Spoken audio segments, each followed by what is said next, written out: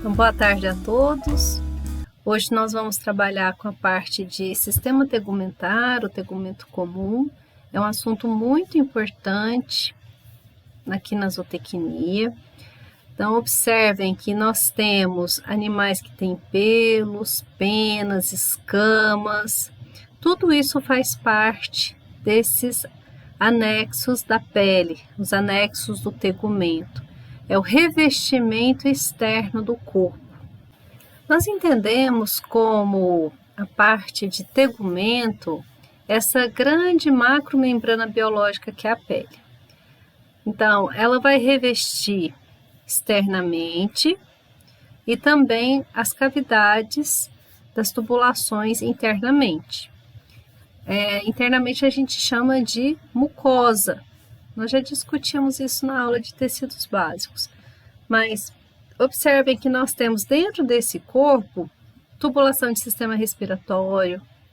Então entra aqui no nariz, vai na laringe, traqueia, brônquios, bronquíolos e alvéolos, vai para a tubulação de sistema digestório, entrando ali na cavidade oral, faringe, esôfago, estômago, os intestinos, o ânus, tubulação de sistema reprodutor. Aí a gente tem sistema reprodutor feminino, masculino, então a parte interna, a mucosa. Aí nós damos nomes diferentes. Então, se tiver a parte interna, por exemplo, de útero, a gente chama de endométrio, mas também é uma mucosa. O revestimento interno de vagina, de tubo uterina, mesma coisa com o pênis, a parte interna que ali é a uretra, peniana. Nós temos ducto deferente. Então vejam, sistema urinário, né, com a uretra, a bexiga urinária, ureter. Todas essas tubulações têm esse revestimento também, que é tecido epitelial. E externamente, a pele. Nós temos também uma cobertura nessa parte externa do tegumento, que é a pele, que são pelos, penas, escamas. A gente tem glândulas, a gente tem anexos a essa pele, que nós chamamos de casco, unha, corno, chifre, que é o que a gente vai estudar na aula de hoje. Observem, aqui a gente tem um gato, né? Esse gato ele tem uma grande proporção aí de pele. Se a gente for observar também outros animais, como nós temos aqui um mamífero e uma ave, né? Ele também tem um revestimento de pelo, só que a ave tem revestimento de pena, são anexos dessa pele. A função aí já é de proteção, ela de termorregulação, síntese de vitamina D, comunicação social e também recebe estímulos exteroceptivos. São os receptores que a gente estudou na aula de sistema nervoso, receptor para tato, receptor para pressão, para frio, calor, dor, né? Eles estão distribuídos aí nessa pele e vão coletando as informações desse meio externo. Nós temos aqui as camadas dessa pele, uma membrana basal. Essa membrana basal, a gente vai ter assentado nessa membrana várias camadas de células que nós chamamos de células epiteliais, e elas vão fazendo estratos. Ela vai se perdendo, né, no líquido, ela vai morrendo, ela vai se achatando até ela perder aqui já o seu núcleo e ela descama, ela vai descascar. Então a camada córnea, né, ela é a camada que vai perdendo essas células. É um processo natural.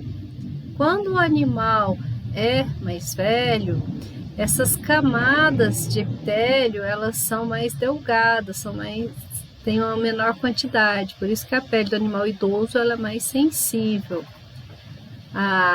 a um rachamento, a trincar, a sangrar. Por quê? Na pele, na epiderme, que não passa vaso sanguíneo. A nutrição vem da derme, vem aonde nós temos tecido vascular. Então aqui nessa imagem vocês observam, então nós temos aqui na derme esse tecido vascular, vou colocar no aumento maior aí. Então vocês observem os vasos sanguíneos e aqui a membrana basal. Então onde nós temos vasos sanguíneos também tem passando os nervos, onde vão ter alguns receptores, a maioria dos receptores estão aqui na derme, de pressão, de tato, os de calor e frio, né? Os de dor que acabam também passando aqui para epiderme que está acima da membrana basal. Então, vocês observem que aqui, quando o animal é mais jovem, tem várias camadas de células epiteliais. Nessa epiderme, nós também encontramos os queratinócitos. Conforme vocês observam aqui no desenho, os queratinócitos, eles diferem em corneócitos produzindo uma camada à prova de água. Então nós temos os corneócitos, essas células são cheias de pontinhos violetas dentro do citossol, até ficar um extrato córneo, que são essas células mais superficiais que estão descamando. Você também tem que reparar que dependendo da espécie que a gente está trabalhando, aí nós vamos ter essa epiderme, ela vai ser em formato de escama, que é como a gente encontra aqui nas patas das aves. Nós temos também escamas aqui, por exemplo, na cobra. Aqui no jacaré a gente encontra placas córneas, que deixam essa pele muito mais espessa. Em outras espécies, como o tatu, a gente já tem uma outra classificação, que são os osteodermos. Como o nome já diz, né, a gente tem nessa pele estruturas ósseas, que é uma característica aqui da carapaça do tatu. É um animal que vive debaixo da pele, da terra, então ele tem necessidade de ter uma estrutura mais rígida para proteger esse corpo. Então o tegumento também ele pode ser colorido. Essas tonalidades elas são dadas por causa de pigmentos que tem nessa pele. Então essa pigmentação ela é dada para camuflagem desse animal ou para atrair no ato sexual, né, a fêmea, e aí eles apresentam características específicas aí de cada espécie, do sexo também, que é muito interessante na natureza. Além do mais, o melanócito que está presente aqui na pele, nessa imagem aqui dá para observar esse melanócito, ele protege essa pele de raios ultravioletas. Então, quanto mais clara é uma pele, mais exposta aos raios de sol ela é. Por isso que animais que são muito claros estão mais predispostos a ter um problema, um melanoma, por exemplo, que é um tumor. É muito comum vocês verem, por exemplo, em vacas, né, a parte branca ter essas massas, mas isso é um caso patológico, né, que acontece devido a essa grande exposição, né? Tem menos melanócito ou não tem melanócito protegendo essa pele. Os tipos de receptores que tem nessa pele. Observem que a gente tem aqui os de tato, pressão, calor e o frio também. Eles se distribuem nessa área da derme. Os de dor, eles avançam um pouco mais aqui nessa epiderme. Observem que a epiderme ela é de origem ectodérmica, quando está formando ali o embrião, e a derme é de origem mesodérmica. Isso explica por que a epiderme não é vascularizada, o vaso sanguíneo não corre entre as células epiteliais que estão na epiderme.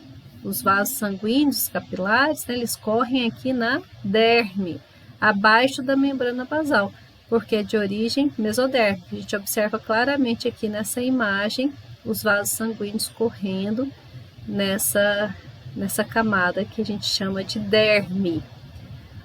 Algumas injeções são aplicadas nessa derme, que a gente chama de subcutâneo. Né? Você infiltra a medicação ali para ela ser absorvida lentamente. Né? Outras já são intramusculares, conforme a gente já viu em aula de miologia, e outras são intradérmicas. Alguns exames são feitos intradérmicos, igual o exame de tuberculose. Então, você, dependendo, né, do que você está programando ali no manejo do animal, por isso que eu estou explicando sobre pele aqui, né? Pode ser feito, por exemplo, uma tatuagem, né, em bovinos, para fazer o registro do animal, as associações, por exemplo, a BCZ, Associação dos Zebuínos, né? Você tem que carimbar na cartilagem da auricular, né? São ferrinhos, né? Você marca e tem um pigmento para você marcar o registro na orelha desse animal, por exemplo, né? Para registrar ele na associação de criadores. Certo? Então, a pele, ela pode ser utilizada tanto no manejo para tatuar, para marcar esse animal, igual suíno, né? A gente faz picotes na orelha para determinar o mês de nascimento, ou qual lote, e aí você faz uma categorização na granja para identificar o animal. São variadas formas de poder identificar o animal pela pele. Interessante é que a gente está falando de identificação, né? Os equinos, por exemplo, quando você vai fazer o exame de anemia infecciosa, ele é necessário, você vai transportar esse animal de um estado para outro, então você tem que ter, ele tem que estar negativo. A forma que você faz de registrar ele é pelos redemoinhos dos pelos na sua pele. Então, é uma das formas de você identificar, como se fosse a digital, né? Tá? Cada animal tem os locais de redemoinhos na sua pele. No caso ali dos equinos, a gente utiliza isso. Olha que interessante esse slide. Ele está mostrando justamente a comparação do bulbo piloso com o bulbo penoso. Porque a gente tem a mesma história de formar a haste do pelo, é a formação da haste da pena. Né? Ela vai ser ali, olha, uma dilatação terminal que forma esse bulbo. Ele vai ter aqui a sua própria irrigação e inervação, e ele vai crescendo para se expor o meio externo aí nessa pele. Então, a papila dérmica, ela é recoberta por células que vai formar essa raiz do pelo ou a raiz da pena. O mecanismo é o mesmo. Então, na pena, a diferença é que na pena você tem uma haste, barbas e bárbulas. Nós temos aqui a asa de uma ave, né? Então, se vocês observarem, as penas, elas são organizadas, ela tem uma haste, né? E aí dessa haste vão surgindo, que a gente também chama de raque, essas barbas. Nessa outra pena, dá para vocês verem claramente a raque, que é essa estrutura central que vai delas partir essas barbas. E veja que elas estão afastadas, e aí a gente mexendo, elas se organizam novamente, justamente porque entre essas barbas existe o que a gente chama de vértilo, né? São ganchos. Então, a ave fica o tempo inteiro, vocês já repararam, com o bico organizando, para que esteja fechado, né? Esses ganchinhos, eles deixam que uma barba encontre com a outra e ela fica se organizando. Para isso, ela fica o tempo inteiro, né, passando o bico para manter a estrutura em forma de leque. Essa haste aqui, que a gente chama de raque, né, ela vem e tem um pezinho aqui, que é onde insere no folículo da pena. Então, a gente chama essa parte de canhão ou cálamo, que está preso na ave. Ela se organiza de tal forma, né, que a haste, que é essa parte central, né, se vocês observarem aqui, né, ela é o que está queratinizado, né, e ela tem células córneas, que vai envolver o córtex dessa pena. É a mesma coisa do pelo, tá? Então, essa haste, ela funciona como um centro, só que no pelo não tem a formação de barba e bárbulas, nem os ganchinhos, né? É uma estrutura só nos animais, nos mamíferos. Observem na imagem à esquerda, que mostra que o pelo, a haste desse pelo, e a cutícula, que é a parte mais externa, descamando aí nesse pelo. Pelos e penas, uma estruturação para revestir esse corpo. Então, os pelos, tem um pelo que reveste todo esse corpo, eles são mais longos, são pigmentados e dá esse aspecto mais macio. Já quando a gente trabalha com pelos táteis, igual aqui o gato tem aqui no seu bigodinho, eles já são mais grossos e eles estão associados ao receptor tátil. Então, ele utiliza esses pelos aqui do bigode dele para se localizar espacialmente. Então, quando ele vai saltar numa janela, né, ele calcula pelo seu bigode se ele passa ali ou não. Porque a hora que encosta na grade, ele tem noção espacial. Se você cortar os pelos do bigode do gato, ele vai sentir, ele não consegue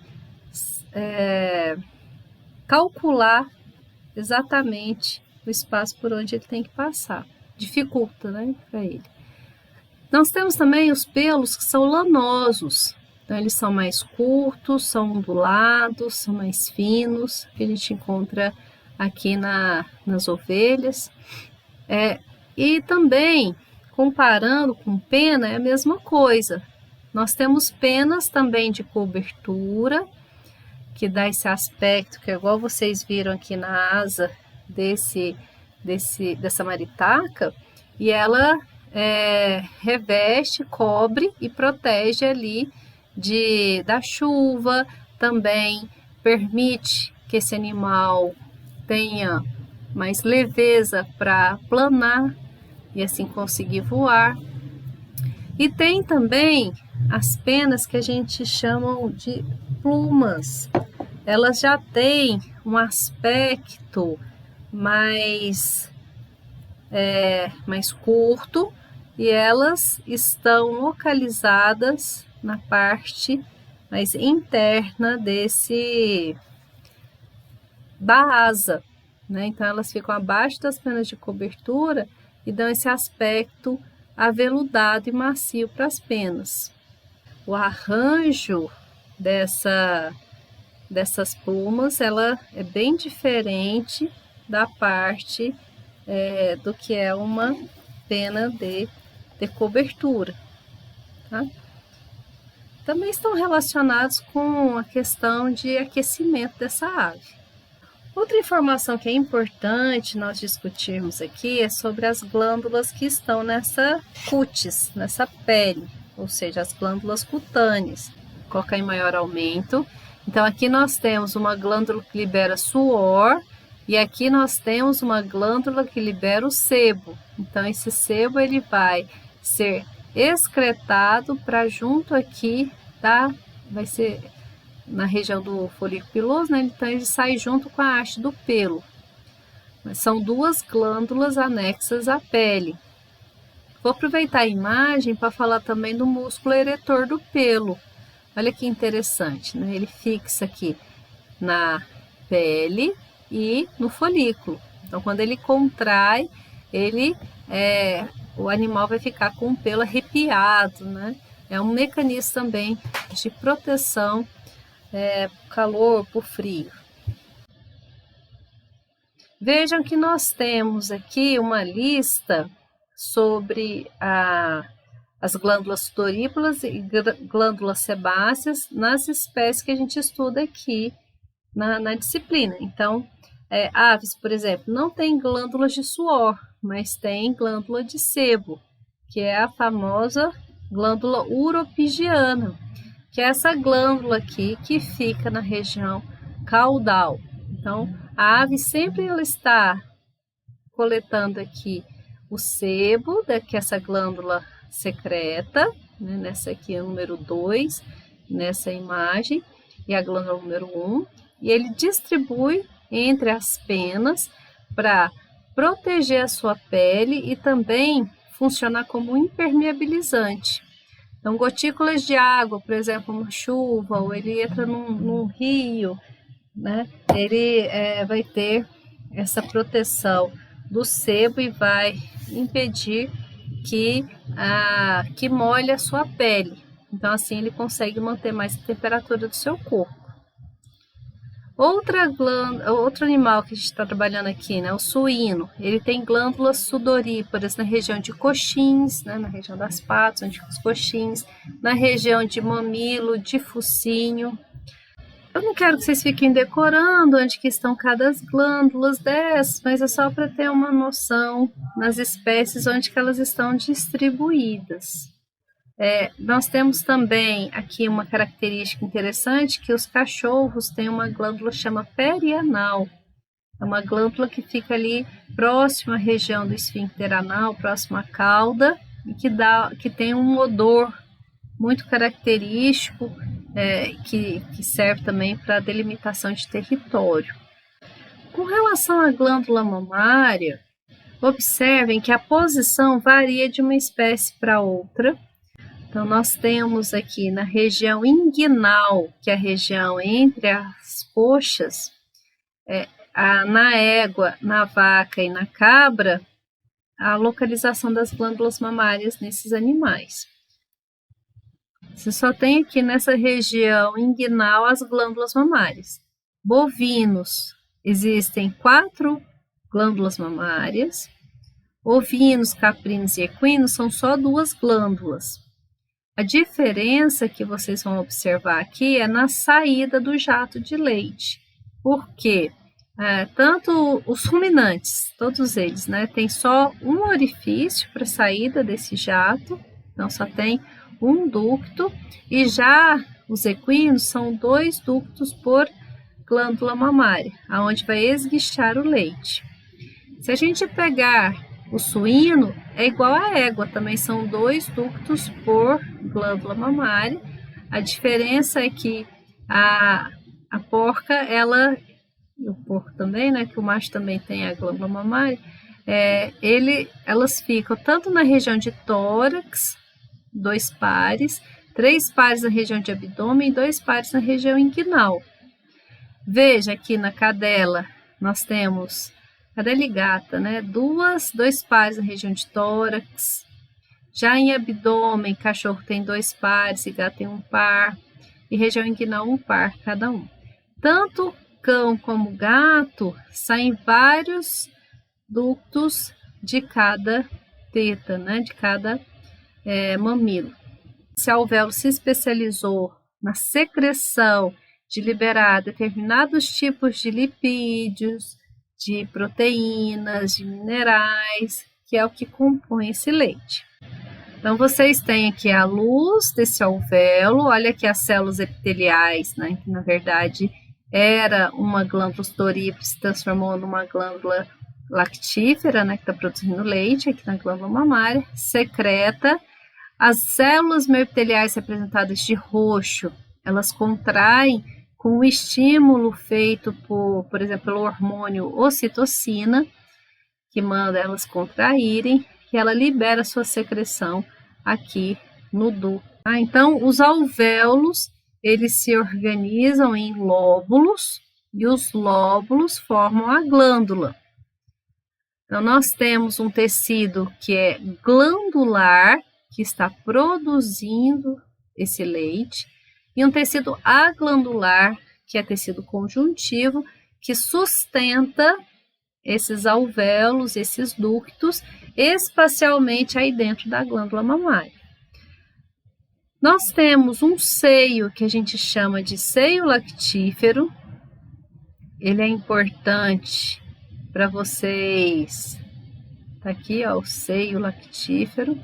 Ele é um espaço onde esse leite que foi produzido aqui no alvéolo, ó, ele sai daqui do alvéolo, passa pelo ducto, né, os ductos de leite, e vai parar aqui nessa região que a gente chama de seio lactífero. Esse seio lactífero ou cisterna da glândula, que é a mesma coisa, vai liberar a sua secreção aqui para a cisterna da teta. Tá? Então, nós temos esse espaço aqui repleto de leite. Quando for fazer a ordenha, né, a gente aperta. Primeiro, né, são duas formas de apertar para escorrer esse leite. A gente tem que travar a abertura, porque são dois esfíncteres que fecham. Vou colocar de outra cor aqui para ficar mais claro.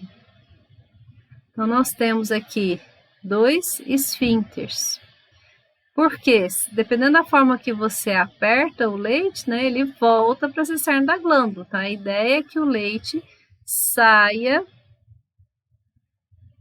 da cisterna da glândula e venha para a cisterna do teto, né? Mesma coisa aqui, para ser ejetado.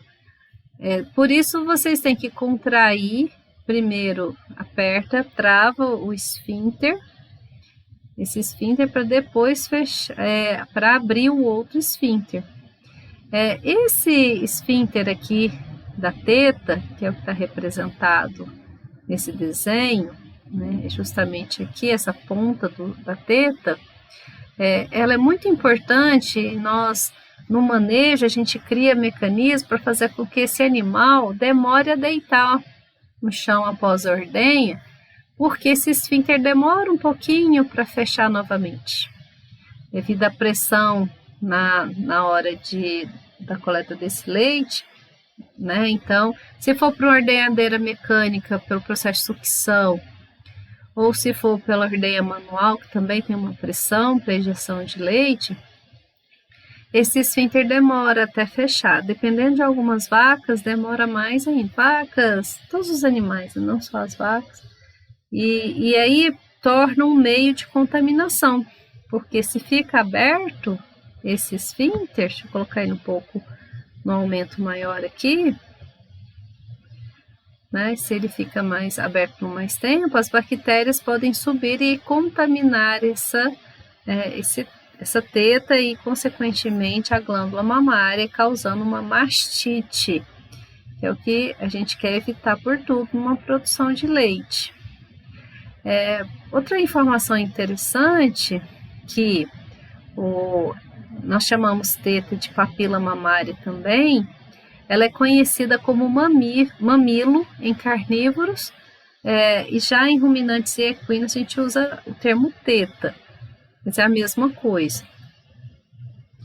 Olha que interessante, aqui a gente tem na vaca, né, mostrando o seio lactífero, a porção papilar quer dizer a porção da teta, e aqui é o ducto papilar, que é onde vai ter o esfíncter que eu falei, que a gente preocupa tanto para evitar que o animal deixe. Então, por exemplo, você fez a ordenha e aí já fornece ração para ver se esse animal vai consumir a ração e aí não deita de imediato. Também outro mecanismo que a gente faz é fazer usar um copinho, né, que a gente chama de pré-dipping. Deixa eu colocar. Então, nesse copo, né, vou colocar aqui um gargalo, ele vai ter uma solução. Então, essa solução, pelo princípio de Arquimedes, né, o que está fora do copo entra também na tubulação aqui, certo? Então, a solução sanificante, ela vai também proteger essa ponta aqui, esse ápice dessa teta, evitando que as bactérias que entram em contato aqui subam para o resto da cisterna aqui do selo lactífero.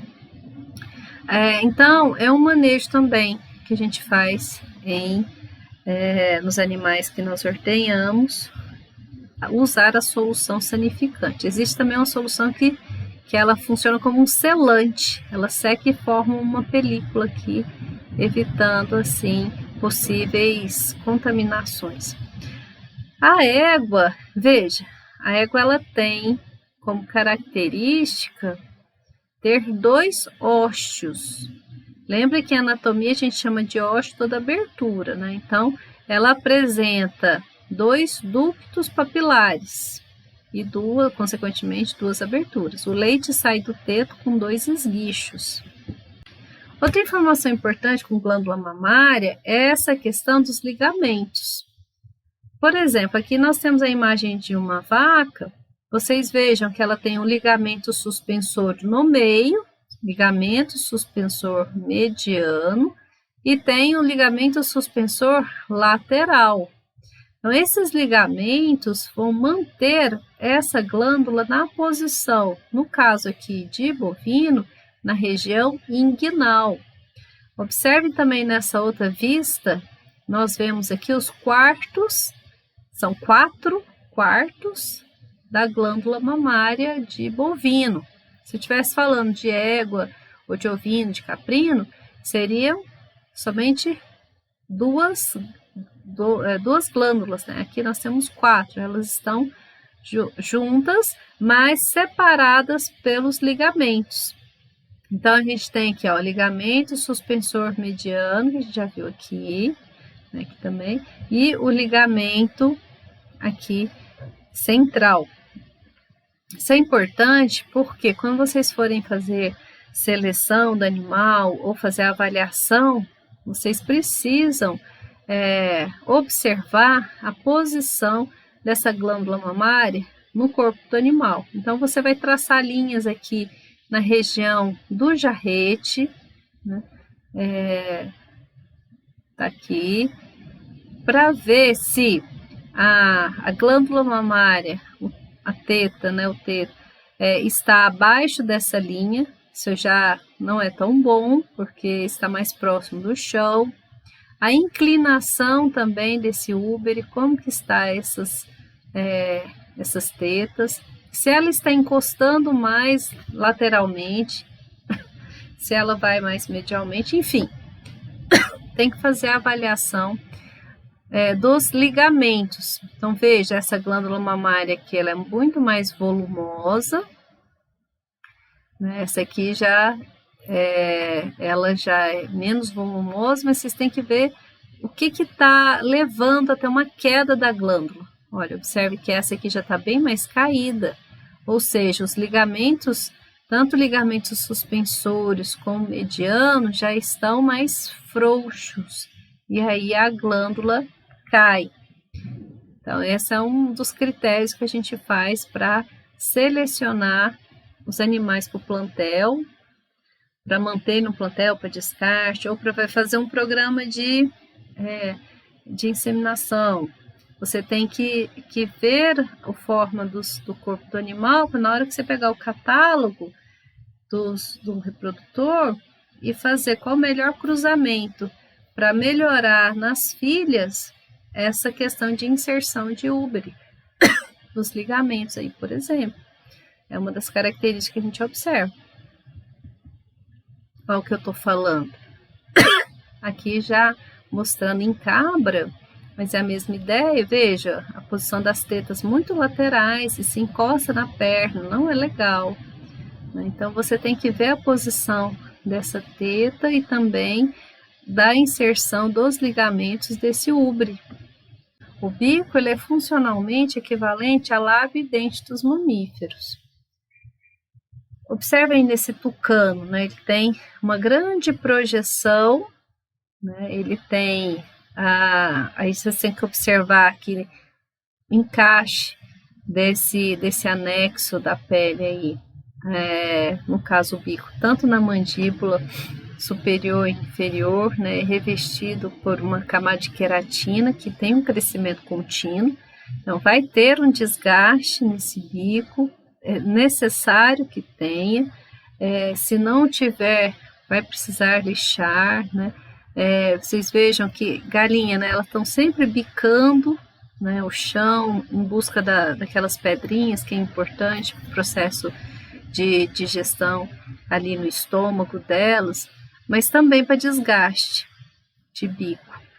E a mesma coisa com unha, com garra, com casco, né? Então, esses anexos que são queratinizados, eles têm um crescimento e é necessário que haja esse desgaste. Então o bico ele funciona para buscar alimento. Se for uma águia, ela já é muito mais pontuda, a ideia é rasgar a carne, ou quebrar sementes, capturar presa, limpar as penas, que a gente já viu em outro slide, e também serve para vocalização, para elas se comunicarem. Essa forma de bico varia muito, né? Depende do modo de alimentação, o modo de vida desse animal, como que, se é para defesa, tá? Mas sempre com essa perspectiva que ela tem um crescimento contínuo. Outra característica importante de anexo é em relação a corno e chifre. Se vocês observarem, o chifre ele só existe aqui em cervídeos, em animais que ele tem essa proteção no crânio, que é recoberta por pele, muito vascularizada, chamada de veludo, mas ele costuma ser trocado ao final da estação reprodutiva. Então, para a circulação nessa região e o chifre simplesmente cai, ele morre, ele sai e aí vai nascer um outro chifre. Já o corno, que é o que nós observamos aqui nos ruminantes, ele é um estojo córneo, muito parecido com o do bico, com o do casco, né? É só que a ideia do corno, ele reveste uma projeção do osso frontal. Elas vão ser, olha aqui, a projeção do osso frontal vai estar aqui dentro desse estojo córneo. E aí a gente tem a continuação de osso frontal. É o que a gente observa nessa imagem, né? Você está vendo aqui o osso frontal e a projeção dele nesse formato aqui e o corno encaixa. Portanto, a gente tem uma estrutura óssea interna, que é o que a gente observa aqui no número 1, se comunica com os outros ossos, olha que interessante, né? A gente chama de seios paranasais. Então, eles são espaços aéreos mesmo dentro desse crânio. E aqui também a gente tem um espaço aéreo. Esse osso constitui uma projeção. A gente tem uma papila. Quando a gente pega um animal jovem, ele vai ter uma papila aqui, se ele for um animal que tem corno. Agora, existem alguns que são mochos de natureza, né? Igual a gente tem Nelore padrão e Nelore mocho. O padrão é o que tem o osso projetado, vai formar o corno. O mocho ele nasce sem essa projeção, não é necessário fazer a descorna e nem mochar. A gente fala mochar quando é o animal jovem, você corta o botão onde tem o corno, ele vai crescer, onde vai ter a projeção, você cauteriza e aí ele não cresce mais. Agora, se o animal já tem um corno muito comprido, né, e por algum motivo é necessário retirar, é um processo cirúrgico, é uma cirurgia ortopédica. Então, esse processo nós chamamos de descorna, e aí não tem mais crescimento de corno, porque você retirou, é diferente do chifre. Lembra que o chifre eu falei que caía e logo vem um outro, no outro ano, estação reprodutiva, cresce um outro chifre ali. Com relação a outro anexo de pele, a gente tem aqui o aparelho ungueal. O nome é difícil, mas está falando que ungueal é relacionado ao crescimento da unha, da garra e do casco. Né? Então, nós chamamos aqui unha, o ser humano, né? Nós temos unha. Gatos tem garra, unguícula também, vocês podem achar em alguns livros. Se for o casco, a gente chama de ungula. Então, os animais ungulados, ele tem casco. Ele pode ser um casco único, como é o caso dos equinos, casco único, né, que fecha ali o dígito, no caso dos equinos, ele só pisa com o dedo 3, ou ele pode ser fendido, que aí entra bovino, ovino, caprino, suíno, né? Ele tem 2 cascos, porque aí ele vai pisar com o dedo 3 e o dedo 4, né? Lembrando, dedo 1, dedo 2, dedo 3, dedo 4, dedo 5. O equino pisa só com o dedo do meio, só o dedo 3. Os outros regridem. E os ruminantes pisam, os suínos também, pisam com os dedos 3 e 4. Os outros viram presunho, vira resquício. Já aqui o gato, que é a imagem que vocês têm, ele vai pisar com os 5, com os dígitos. É um animal digitígrado. O ser humano já é animal plantígrado, né? Ele pisa com a planta do pé. Que a unha, ela tem uma raiz, a gente chama matriz da unha. É a mesma coisa que acontece também com os carnívoros e os ruminantes, né? O que é a matriz da unha? Onde cresce a unha. Lembra que eu falei que ela desgasta? Então, a ponta dessa unha, desse casco, dessa garra, ela tem que desgastar naturalmente, senão vai acontecer algum processo patológico.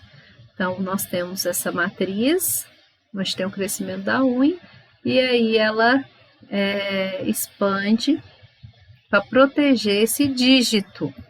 Então, conforme eu falei, os equinos, olha, eles pisam com o dedo 3. Então, tá aqui dentro, ó, tem a falange distal. Aqui também vocês observam. Você tem que imaginar que lá dentro do casco, né, aqui já tem a pontinha, ó, dessa falange distal. Ela vai seguir e vai estar aqui dentro. Faz parte, a última falange do dedo 3. Aí depois a gente tem a falange média e depois aqui, ó, a falange proximal. São 3, certo? Ó. Então a gente tem cada falange, né, nós temos 3 ossículos formando. Falange é dedo, né? Certo? Então aqui também, ó, vocês estão observando a falange distal recoberta por tecido orgânico. A falange é osso, tecido mineralizado. E aí aqui a gente tem essas lamelas, que é onde a gente tem exatamente a derme. A derme aqui é composta por... Lembra que derme tem vaso sanguíneo, tem inervação. Então, a parte dolorida é essa que está aqui. E em cima dela, que a gente chama córion, nós temos o estojo córneo, que é o casco.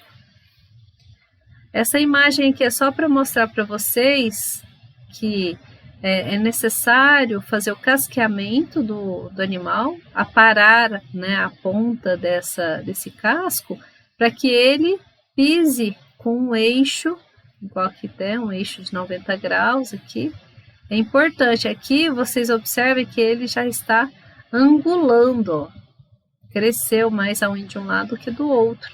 E isso, pensando em força de gravidade do corpo, o centro gravitacional que vai estar aqui, né, ao centro desse corpo, ele vai estar desajustado, porque ele está tentando equilibrar esse corpo. Isso pode levar a problemas de tendinite, o que é muito grave em cavalos. Observem que nessa imagem também, olha aqui o que eu estava falando, o córion, ele tem um aspecto laminar aqui na parede, ó. Chama córion lamelar, né? Ele vai formando lâminas, é como se fossem trilhos, por onde o casco também encaixa. Então, a gente tem na parte aqui da derme, e aqui a gente também tem esses frisos, por isso que eu falei que parecem trilhos, né? Eles se encaixam um no outro, né? Tá vendo aqui? Tá bem claro essas projeções aqui também. Você observa a parte dura aqui, número 1, parte do casco, e aqui a parte do córeo. Então, elas são interdigitações que encaixam exatamente uma na outra e essa unha vai crescendo. Então, ela cresce no sentido distal. Então, a unha ela vai crescer nesse sentido, né? Ela cresce na coroa do casco, que chama de córion perióplo, né? Cório coronal, porque parece uma coroa, né? Se você for olhar, isso aqui não parece uma coroa que vai na cabeça de uma pessoa. Então, por isso tem o nome de cório coronal, e é onde cresce a unha. E aí essas linhas, né? O casco aqui, ó, que é a parte cornificada, encaixa naquela parte lamelar da derme, e ele vai crescendo nesse sentido. Então, o desgaste ele tem que ser feito na ponta desse casco, né? E a gente coloca a ferradura, por exemplo, que é para evitar um desgaste excessivo, se esse animal ele está acostumado a andar em concreto, em asfalto. Então, para garantir que não tenha tanto desgaste, a gente coloca a ferradura. Mas se for um animal que vive na terra, onde o terreno não é tão abrasivo, não tem necessidade de colocar a ferradura. Olha, outra imagem para mostrar a mesma coisa. É interessante que vocês reparem também a sola desse casco, né?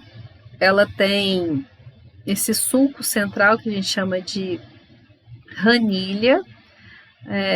Quando nós formos casquear, né, vocês têm que reparar muito bem que essa parte mais escura é tecido córneo.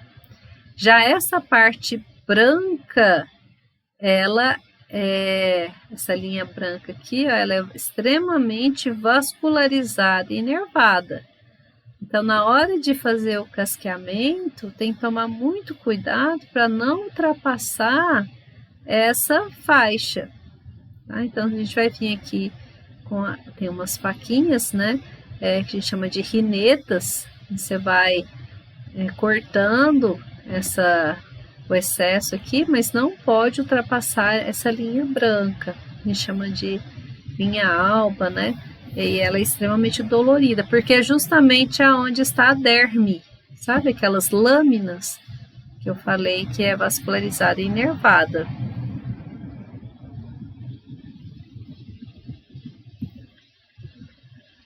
Só para complementar com relação a essa questão de estojo córneo na unha, se a gente for trabalhar com aves, por exemplo, tem uma função importantíssima que é empoleirar. Então ela consegue dobrar, que ela tem empoleirada, ela consegue agarrar em uma estrutura e ficar ali parada por várias horas, dormindo até que ela está empoleirada numa madeira, por exemplo. Na granja você tem que tomar muito cuidado, se for uma criação, né, por exemplo, semi-caipira, o caipira, né, faz puleiro dos animais, porque essa madeira ela tem que ser, ela não pode ser tão redonda e lisa, senão ele vai forçar demais os tendões, os seus ligamentos, para se manter na posição ali, em pé nesse puleiro. Aqui está mostrando também a garra de gato, né? Lembrando que tanto o gato como o cachorro tem necessidade de desgastar a unha, a mesma coisa que os equinos, os ovinos caprinos, suínos. E o gato tem uma característica especial, né, que ele fica arranhando, né, madeira, os móveis da casa, para desgastar essa unha, para afiar essa unha dele, essa garra, né, também chamada de unguícula. Ficou faltando a gente comentar sobre o torus dos animais. Gente, torus é essa projeção aqui, bem queratinizada. Se for olhar na histologia, né, tem uma camada muito mais espessa de células para proteger essa região.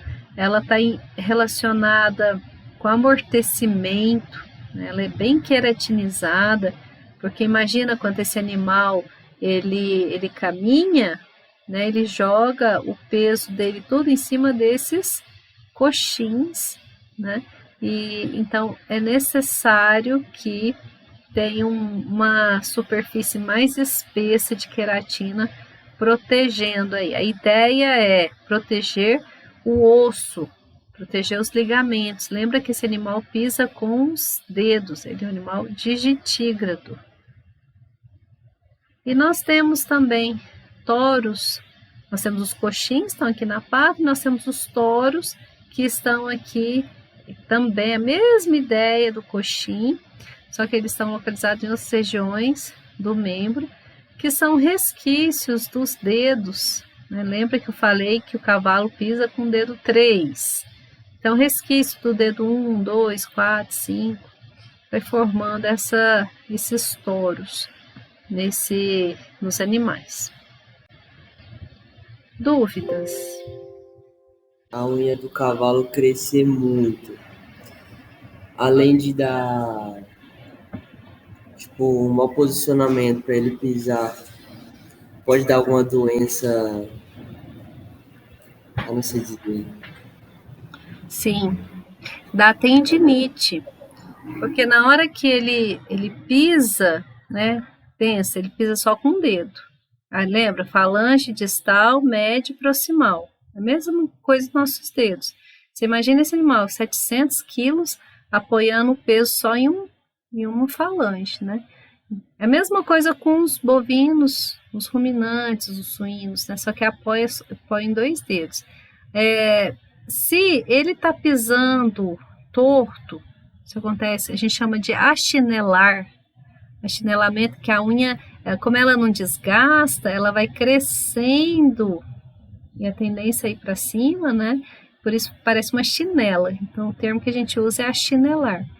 Aí a gente tem que vir a aparar as pontas, né? Você tem que acompanhar e pensar nos eixos de gravidade do corpo do animal para ele pisar normal, porque senão altera até a postura, até a coluna vertebral dele. E se isso se prolonga muito, se você não corrige a unha, o casco, a unguícula, que seja, todos os animais a mesma história, ele vai forçando os tendões da musculatura Você lembra que tem a musculatura sinérgica, que anda junto, e a antagônica? Então, você vai forçando demais o que era para ser em conjunto, né? Você tem que determinar, o peso está para um lado, está pendendo mais para um lado que para o outro. Então, agora você imagina isso num cavalo, que pisa com um dedo só. O estrago que não é. Quando é ruminante, o suíno, por exemplo, se for em um dos dedos, aí você ainda tem o outro, né, para apoiar. Mas geralmente, quando tem esse achinelamento, é algo em conjunto. Se for ruminante, né, as duas unhas tá desregulada, tá desnivelada. Aí existem os aparelhinhos, igual o casco de cavalo, né, que mede o ângulo certo para você casquear até a medida adequada para deixar o ângulo do corpo dele adequado. Bovino, você vai no olho mesmo, né, fazendo essa toalete do casco. E, gente, parece que é bobeira, mas com o passar dos dias, força demais os tendões e os ligamentos. E isso leva uma dor terrível, o animal começa a mancar. A gente chama isso de claudicar. Claudicar é ficar mancando. E com o decorrer do tempo vai formando bolsas de inflamação entre esses tendões, que é o que a gente chama de tendinite. É uma das maiores preocupações de quem cria cavalo, principalmente se for de corrida, né? Força demais o aparelho locomotor. E aí haja anti-inflamatório, né? E banho para poder desinflamar essa região. É muito preocupante mesmo. Aí o que vocês têm que observar? Como que está o piso das instalações onde esses animais estão? Se a alimentação, até a alimentação influencia. Porque lembra aquelas lâminas que eu mostrei do córeo? Córeo lamelar, e aí vem o casco, ele como se fossem trídeos, assim, né? A unha é como se essa mão fosse o casco e aqui o córeo, que é a derme, né? Aí o casco, ele se encaixa assim, ele nasce na região do córeo coronal, córeo perióculo, né? É onde está a matriz da unha.